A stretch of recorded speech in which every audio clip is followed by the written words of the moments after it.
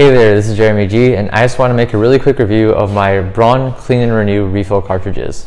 Now, I'm a pretty frugal person, but when it comes to things relating to self-care, especially for a cleaning solution of a device that's going to make direct contact with your face every day, I think it's always best to go with the brand name version versus looking into more questionable alternatives. And the Braun Clean and Renew refill cartridge solution has been perfect in my experience. It uses an alcohol-based cleaning solution with a slight lemon scent, and since it is made by Braun, they're designed, of course, to be compatible with all cleaning and charge units, so they pop right in without any problems. Since I am pretty frugal, a little trick I like to use to make the cartridges last longer is when I'm cleaning my shaver, I'll of course put the shaver into the unit and put the cartridge into the unit as well and turn it on.